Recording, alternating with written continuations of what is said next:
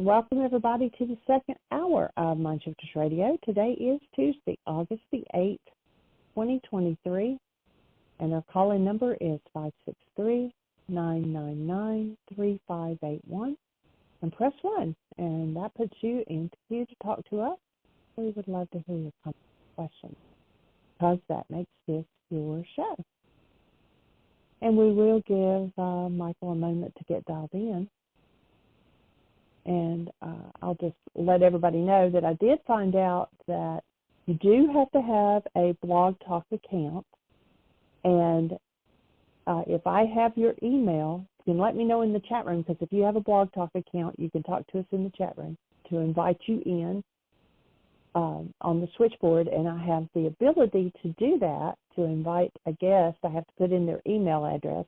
And then Blog Talk sends a special login or a code or something, but it's only good for the one day that we're on live. If you do it the next day, you have to have it again. You have to have another code. But it is a way of getting people onto the switchboard where they can talk through their computer.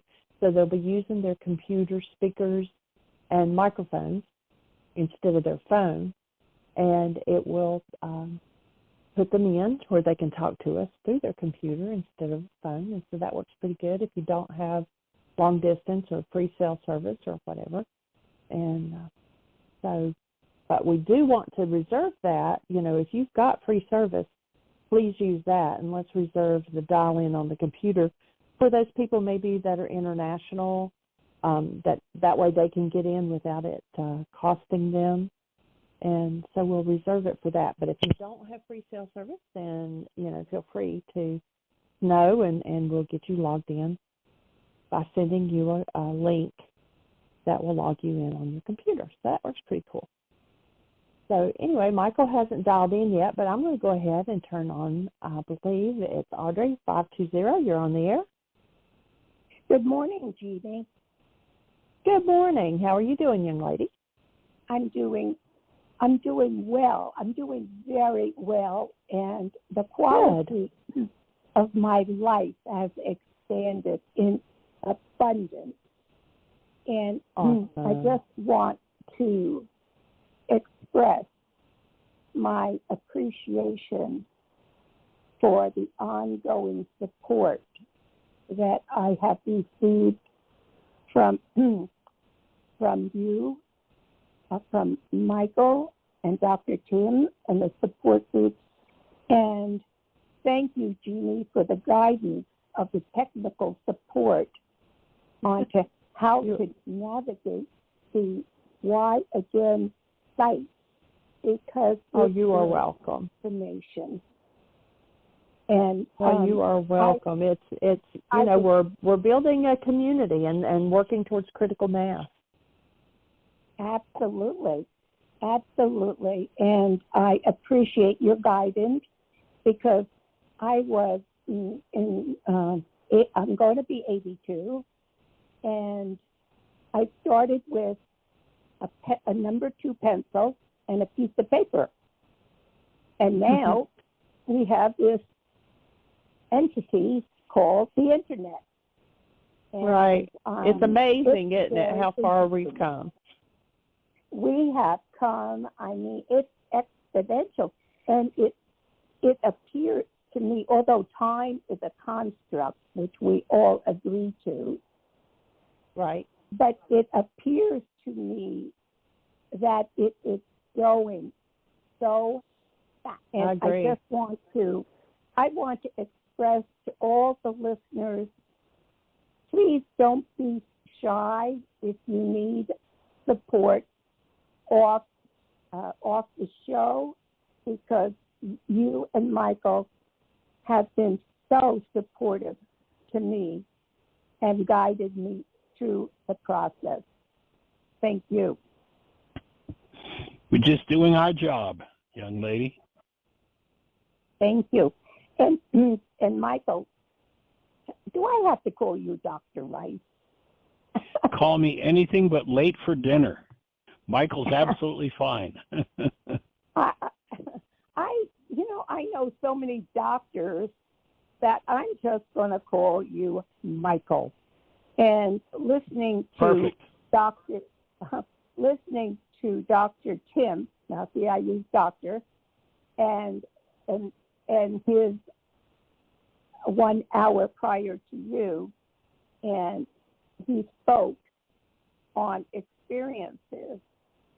And oftentimes I would be resentful that I had so many, what I would consider at the time, because I was in a negative spin of my life. And I just didn't understand. And then I looked at, I'm not going to give you an organ recital of the body, but the body is just a form, and it is impermanent. But the experiences, and one of my experiences, I was always first runner. I had never come in any race second.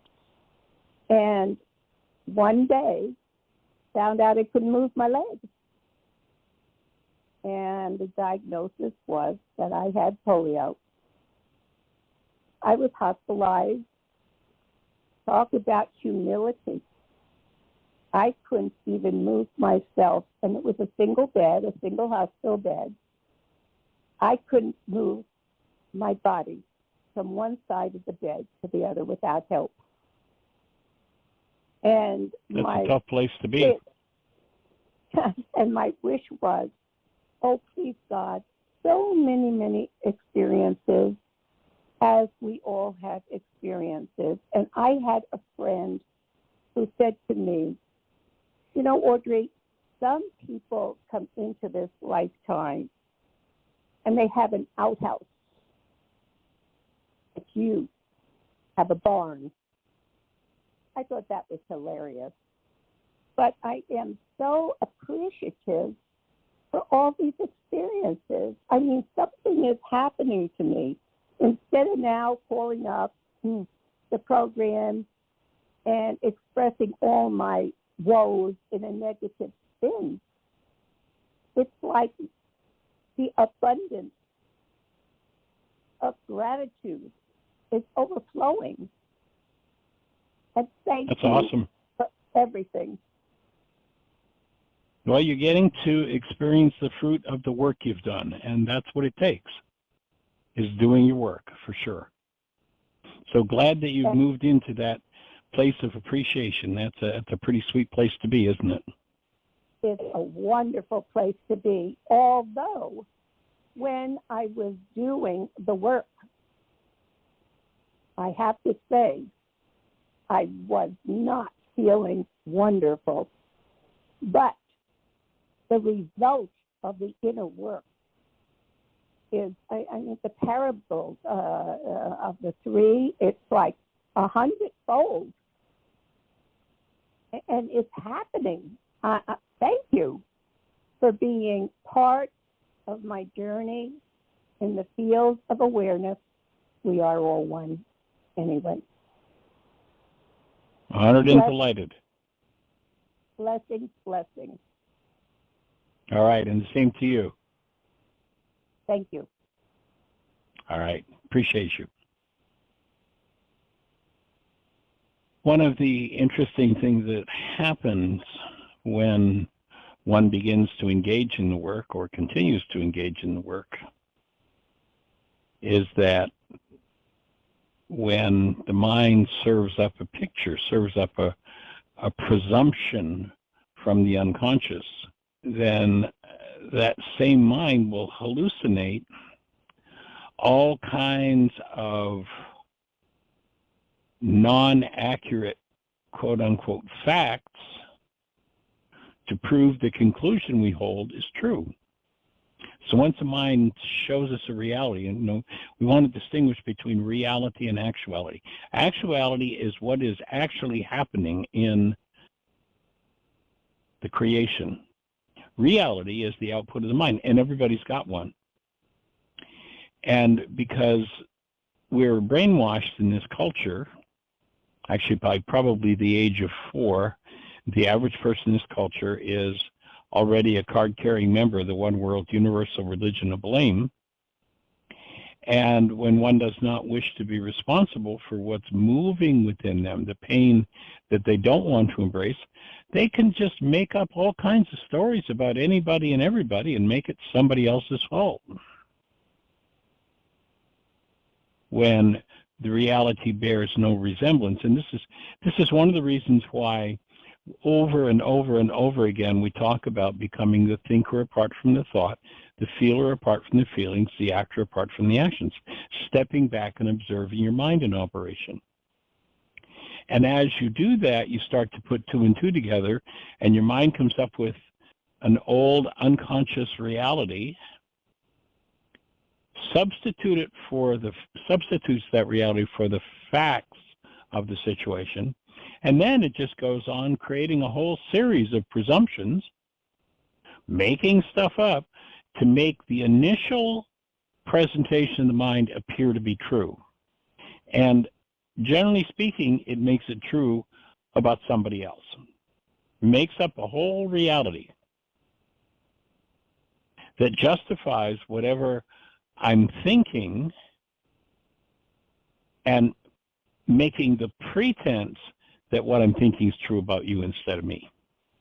That's a really important thing. Well, if you want peace, if you want harmony in your relationships, it's really important to be responsible for the realities that come up in your mind, rather than your mind hallucinating a reason to blame somebody else. It creates a tremendous amount of conflict. In fact, I'd say it's a major root of conflict in relationships,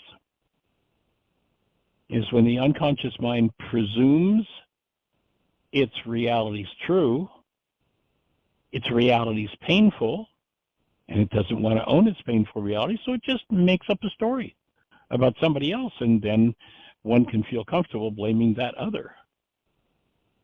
So it's a really important dynamic to watch out for, and for two reasons. One, of course, it creates havoc in relationships, but two, the faster you can catch your mind playing its game, the faster you can let go of the games of your mind.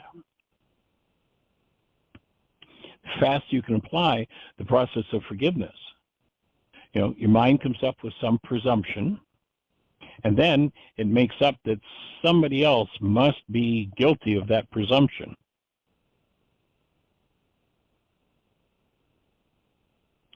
And once you put two and two together and go, oh, well, there's actually no evidence for the second presumption, therefore, my mind's making it up. When you start to realize that your mind just makes stuff up, you can accelerate your healing process tremendously and create a lot more peace in your relationships, because you don't have to make stuff up to blame other people for what's going on in your mind. You can just recognize, oh, this is going on in my mind. And whatever's going on in the mind, knowing that it's driven by goals, if there's pain in it, then that particular construct of the mind can be collapsed and removed. And the whole idea is to get to the point where you remove every energy in you that has to do with any form of pain or trauma pointed at you. So develop that ability to become the observer. Just step back and look at it, and just notice how often your mind makes up a story to make the totally illogical conclusions that it serves to you seem reasonable and fair. And when you catch your mind doing that, then step back to the original hallucination, the original construct of the mind, collapse it, and look at what underlies it, rather than having to put it in your brain's image of someone else and blame them for it. So it's a really important principle. Step back. Become the thinker apart from the thoughts, feeler apart from the feelings, the actor apart from the actions, and the need to blame somebody else for it tends to go away. Now, be careful, because when you stop making stuff up about other people, you can start making stuff up, or maybe you already do, about yourself.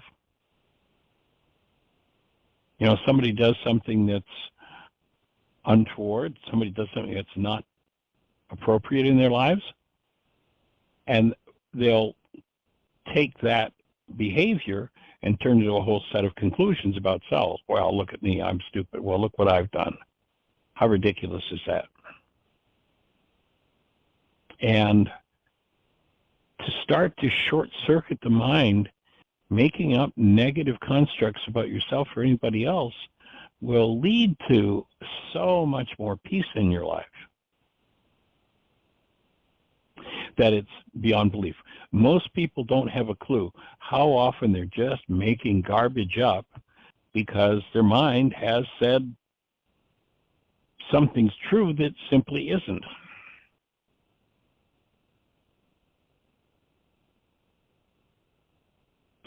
And whenever the mind is coming up with something based in hostility or fear, you know that reality, that structure in the mind, that construct, is based in false evidence. The root of most of it is F-E-A-R, fear, false evidence appearing real. When you project that evidence on yourself, you start feeling bad about what you've done toward yourself or toward others. When you make that false evidence appear real about someone else, there tends to be the creation of separation. So just something to watch out for.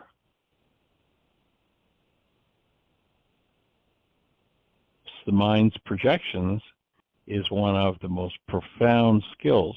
Now, difficult to collapse them when you absolutely accept and believe whatever it is you're saying about whatever it is.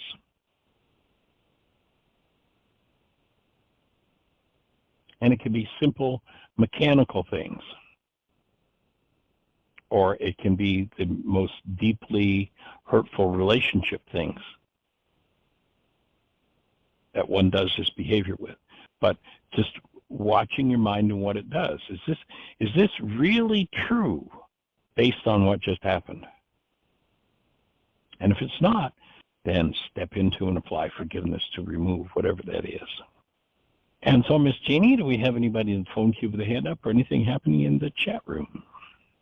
We actually have several hands up, but one of them is Jamuna, and you had told her to call in at the beginning of the show, so I'm going to turn her microphone on first. Cool. 808, you're on the air.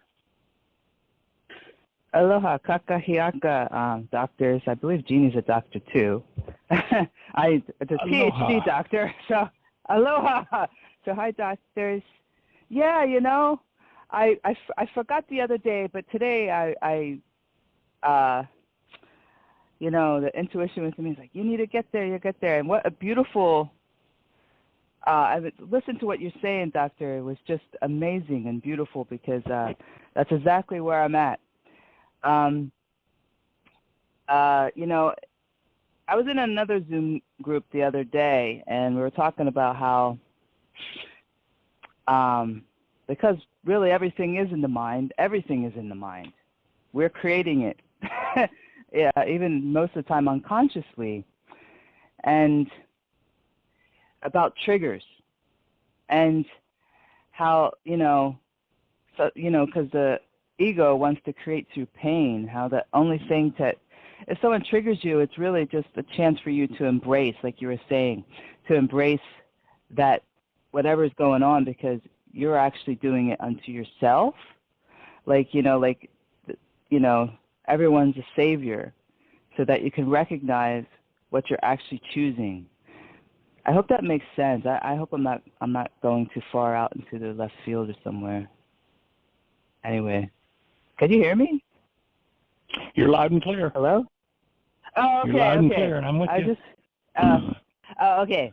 And so have you got an example in mind of what it is that you're experiencing, what it is you're starting to understand? Well, okay, I'm getting to the second part is, getting more watchful of the mind about, the thoughts and everything. However, like in A Course in Miracles, Yeshua says, when, the ego's very clever, yeah. So what's going to happen is it's going to start, bringing up all the things that that it wants to say you're guilty in the past of. Like, let's say I got in a bad argument with someone and stormed out and caused a big scene. It's going to use that against you. It's going to use anything. So now that you're getting clever about knowing that it's not anybody else and taking those judgments, it's going to turn it onto yourself. And I was trying to look for it, but I can't find it. So when you brought that up, I was like, yeah, I understand that, because that's a lot of what's going on. That's what I wanted to get to.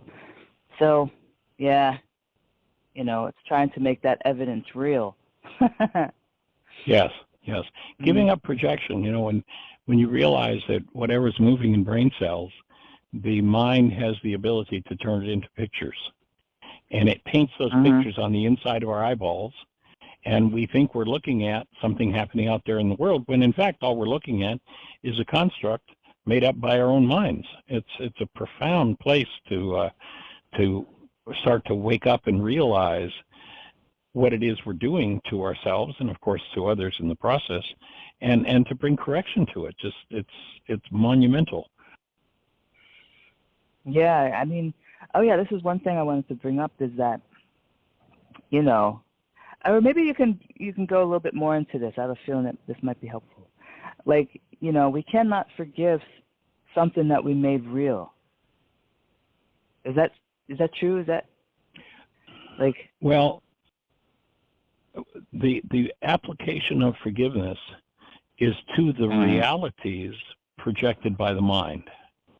The whole bottom line of forgiveness is that perception is a construct made by the mind, and if painful data is being used to create those constructs, we have the option of collapsing those constructs. So what forgiveness does, the culture, generally speaking, will say, well, I forgive you. I'll let you off the hook for the pain that's happening inside of me. And we say, never do that, because that is not forgiveness, that's pardoning. If somebody does something untoward, it's certainly a fine thing to do to say, I'm going to pardon you, I'm going to let you off the hook, but call it what it is, pardoning.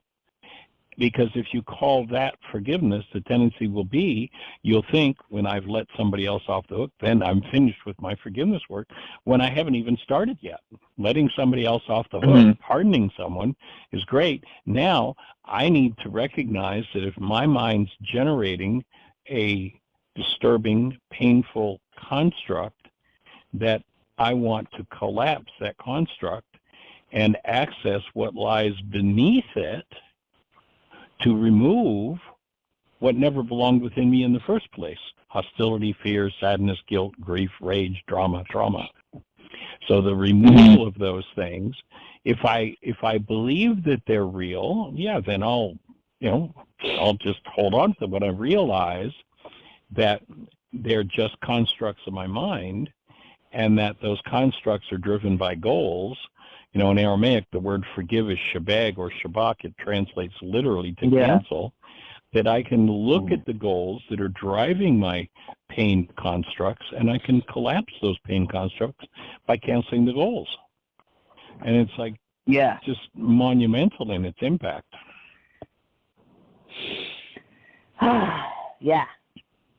Good breath. Yeah. I don't know. Thank you. You must have been ready for that one. Yes. I don't know. So that's just what I felt to bring. I forget what I was talking about last week. I think it was about forgiveness. So I think it's kind of like on the same line, but that's where I'm at, and that's what I felt like sharing and saying hi. Awesome. And I thank you. I printed out some more of the worksheets yesterday and some things. So I want to thank you. Awesome. Yeah. And you can do the worksheets on your phone. There is an app. If you go to your app store on your phone and just type in Heartland Aramaic Forgiveness, you don't even have to waste paper. You can just do it right there on the phone. Complete it if you want. You can also save it. Yeah, but so you've got a digital copy.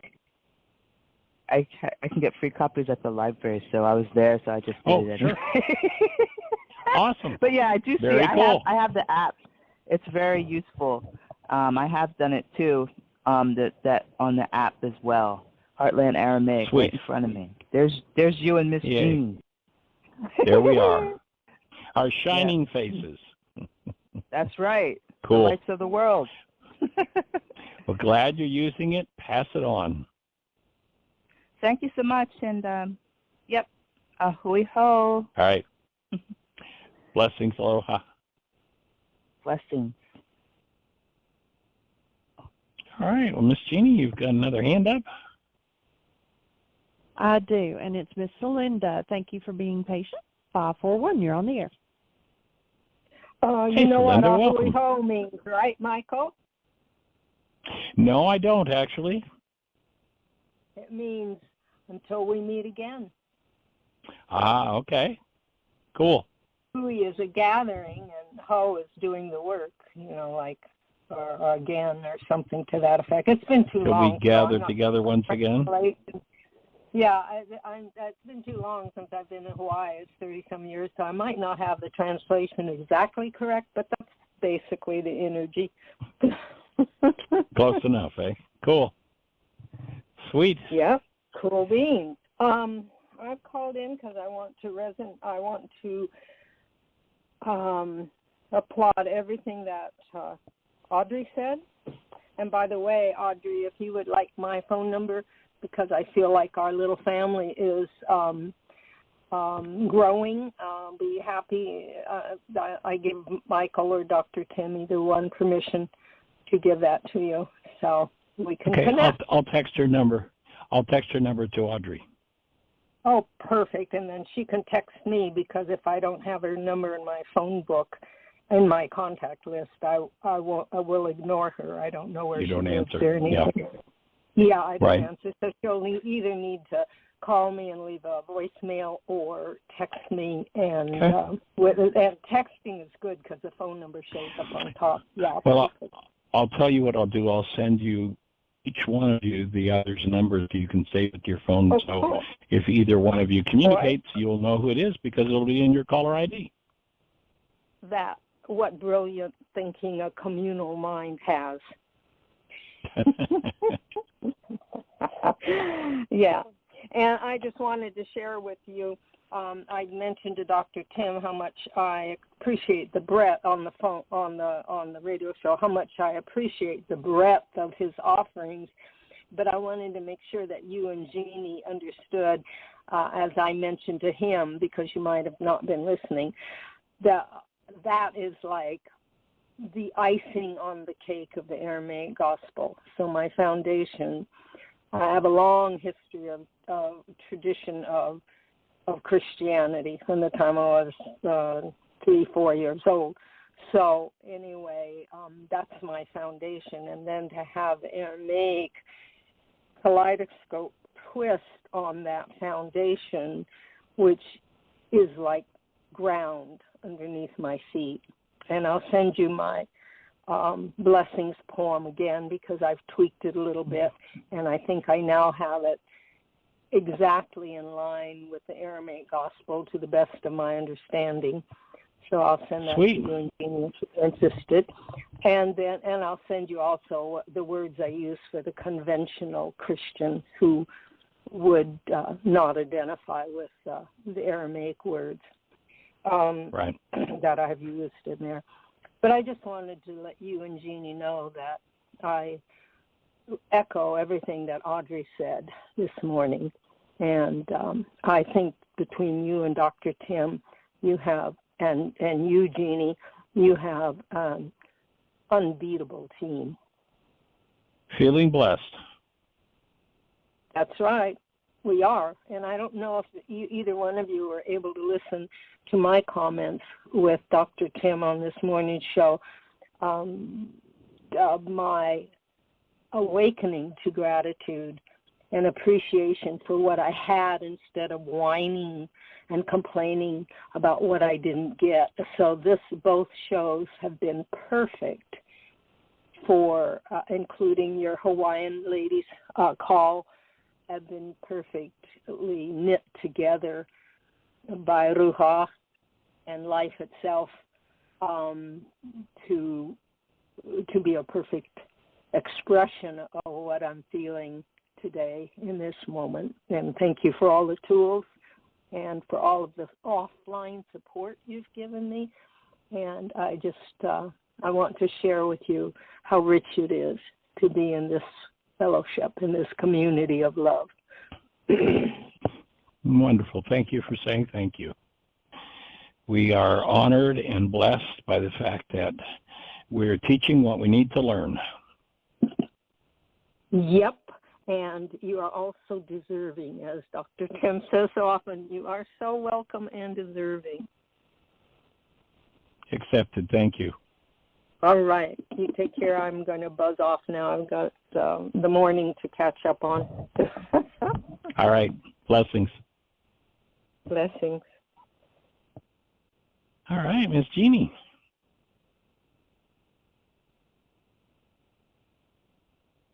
Our call-in number, by the way, if you're listening to the show on one of those stations we don't have or in our control panel where we can't see you, in order to talk to us, we have to be able to see you. And our call-in number is 563-999-3581. Blog Talk has added a new feature. If you're in a place where you can't, most people have free long distance these days, but if you're in a place where you can't reach us, we're doing a lot more things in Europe and Asia and such. There is a new feature that Blog Talk has, and if you send Jeanie an email, JEANIE @whyagain.org, then she can send you a link which will allow you through your computer to just click on the link, listen to the show on your computer, and also talk to us the same as if you were calling into the show. Maybe you want to say a little more about that, Jeanie?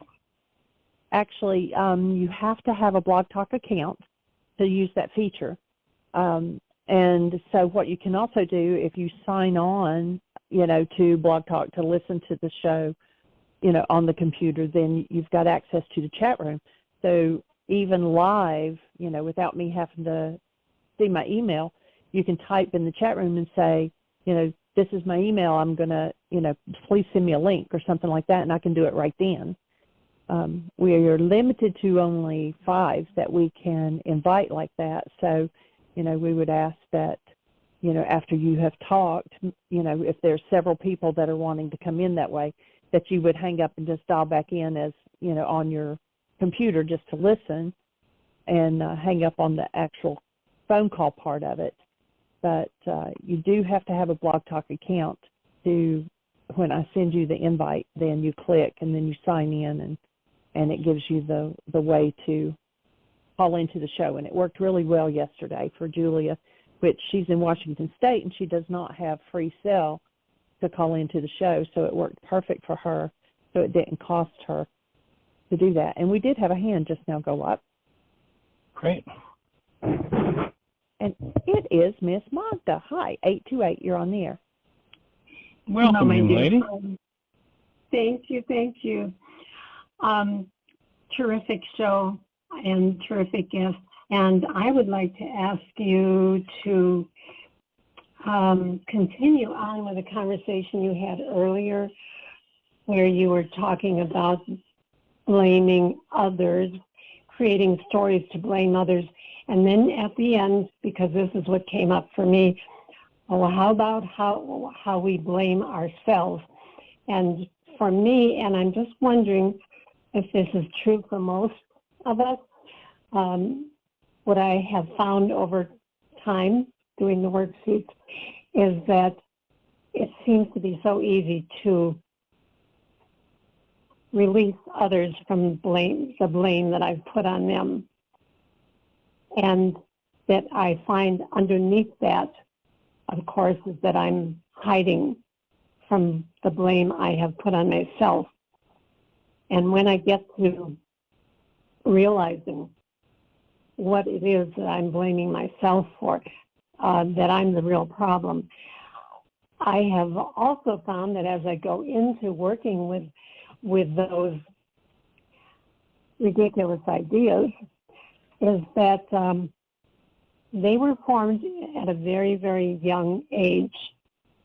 And they're so solid because they've been deeply embedded within me for so many years. And that they are the hardest, for me at least, those are the hardest issues to overcome using all of your different tools. And I'm just wondering if that is, in fact, is that how you have found it for yourselves, or is that just me?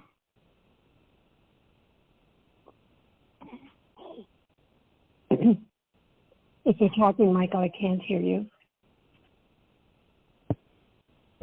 So give me your question in a little bit different form. Okay. Well,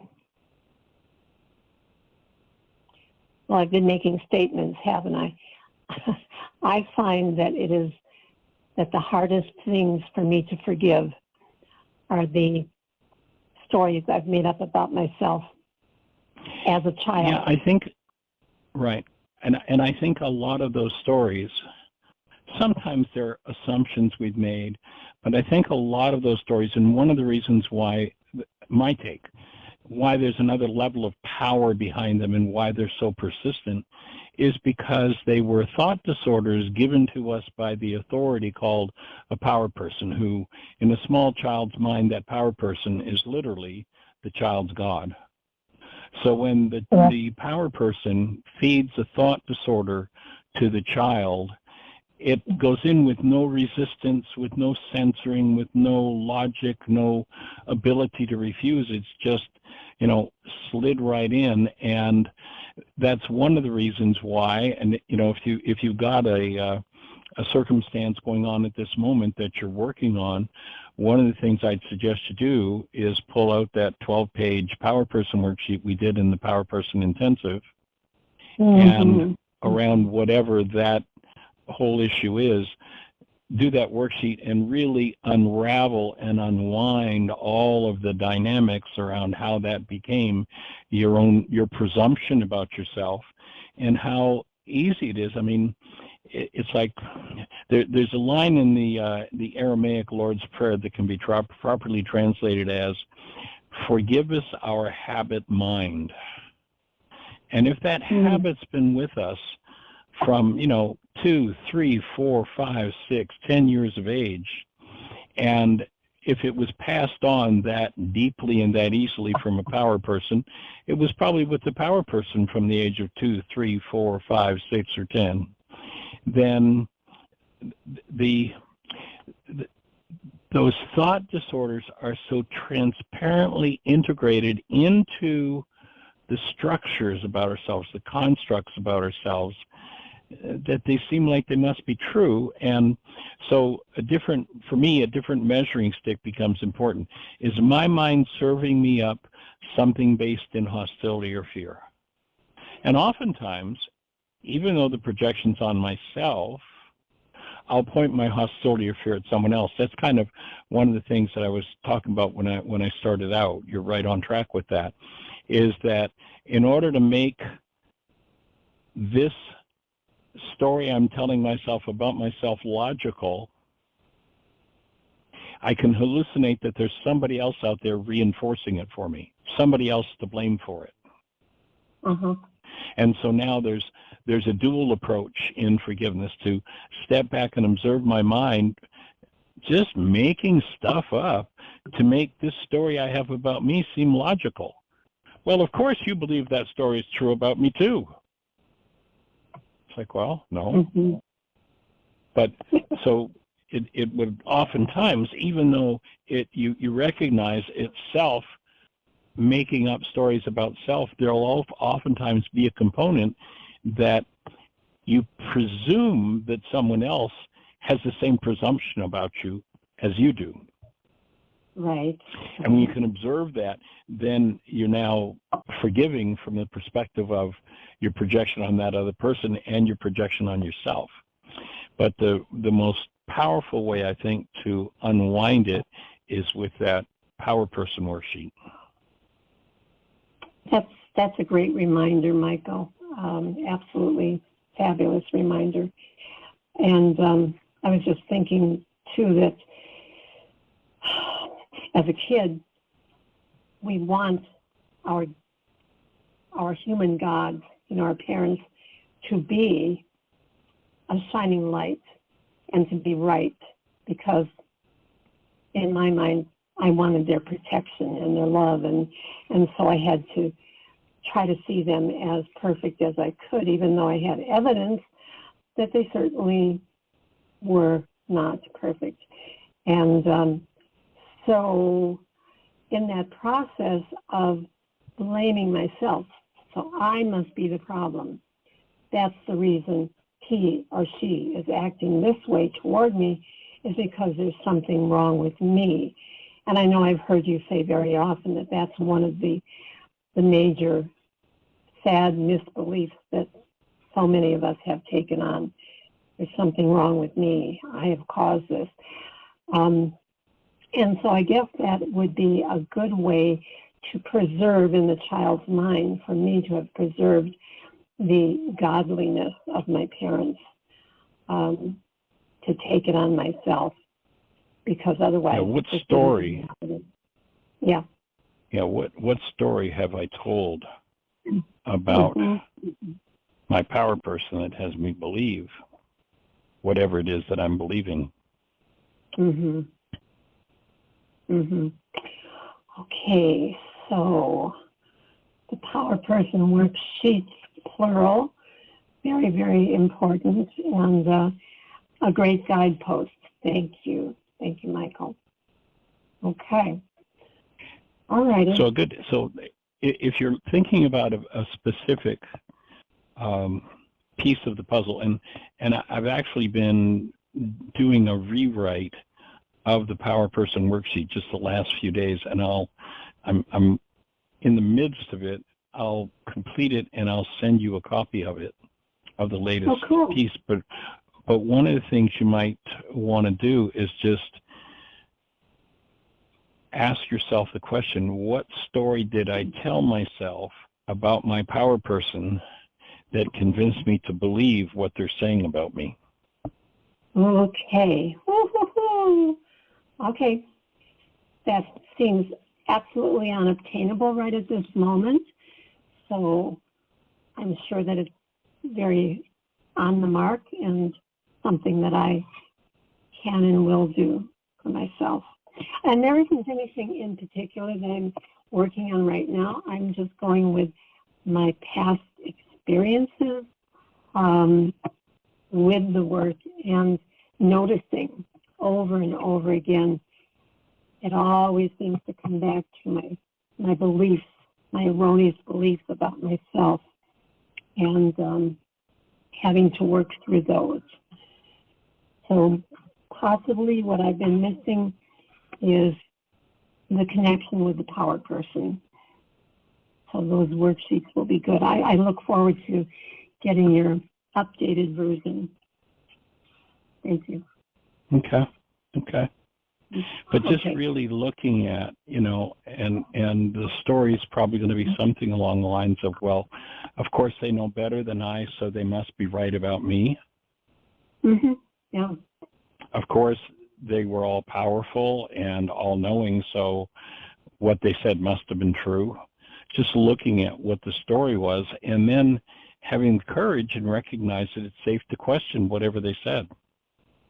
And I think many times that we, the kids, on the end of the, that end of the interactions in those days, I think we made up our own crazy stories about ourselves that were not even actually uttered or inferred by the parents or the other adults.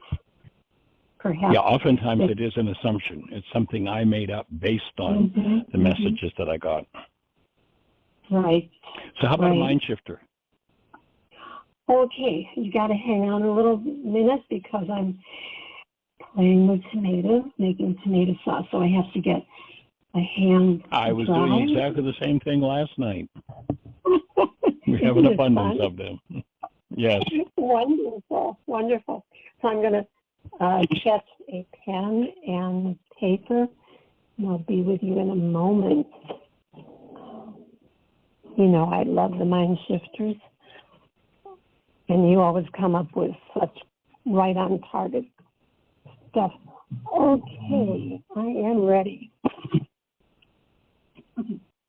It's safe and healing. No, it isn't. And I always received approval Okay. from my power person when I questioned them, him or her. Ooh, received approval from my person, plural, when I questioned. Huh. So now my memory is trying to go, did I question? The first thing to go on the right-hand side. Uh-huh. Yeah. Yeah. Yeah, oftentimes, especially if you had a hostile power person, questioning them was just, poo. That was a no-no. The place for mega disapproval and oftentimes some pretty brutal punishment. Yeah. Well, that'll put me in quite a historical look back, and we'll see what comes up. Yeah. Cool. Do a little research. Cool. Okay. All right. Thank you. I've been wondering since our, I guess, second to last conversation, you were going to watch that documentary I'd shared about on the show on shiny, happy people. And I wondered how that impacted you. Actually, Michael, I would have to watch it again to give you a better report. I just thought it was well done in terms of the exposure, and therefore the understanding of how minds can be manipulated. And I thought perhaps these are the things I'm remembering, but I'd like to look at it again with shiny, happy people. I thought perhaps it was the basis for a lot of the anti-ness that is happening politically. With so I think it's many. right there at the foundation. Yeah, exactly. I mean, it's the I think it's the root of the American Taliban. The American. I mean, it's exactly Taliban. It's exactly what in the Middle East has been called the Taliban. The religious, the so-called religious, hostile religious who want to take over a country, take over other people's lives, take over the people's morals, and basically run everybody else's life. Right. Yeah, I think you're right on there. The American Taliban. Yeah, I think I would like to look at it again. And maybe we can talk further in the future. Okay. And cool. I'm glad you let us know about it. Alrighty. Okay, cool. blessings. Well, maybe we'll watch it again and we can have another conversation. Excellent. To me, the most dramatic piece of information that came out of that, and it ties right in with this whole power person idea, although it starts in that community, starts far earlier and more dramatically with the fact that they have this thing called blanket time, if you remember. Oh, golly, yes. I mean, talk about how 6 months of age. Yeah. I mean, the power person dynamic there at 6 months of age, I mean, pre-verbal, pre-everything, and putting a child in the blanket, tempting them with a toy, and then hitting them when they reach for the toy. It's like, and calling that breaking the rebellious spirit of the child. It's like, I beg your pardon. I mean, how bizarre and insane is that? Yeah, Michael, I think they were right on with the words breaking. It was not the rebellious spirit, just spirit, completely. Yeah. You know, creating a little automaton. Yeah. Exactly. That is cringeworthy. Yes. Yeah. Okay. And that scene with the child of 3, repeating the mantra of "I must obey, I must obey, I must obey" at 3 years of age. It's like yes. Immediate. Didn't she say immediately? Okay, immediately. Immediately. Yes. Mm-hmm. Yeah. Pretty bizarre. Oh, well, and now I'm thinking, okay, how different was my childhood? It wasn't that explicit, and yet, in one way or another, I was told the same thing. I think, a lot of us were. Obey. Yeah. So, okay. Well, hopefully most of us didn't get punished just for reaching for an attractive toy. That to me is the most outrageous and the most egregious piece of it. Yes, we probably all got punished, and there were crazy things, but before I saw that, it had never occurred to me that it could be that egregious. Yeah.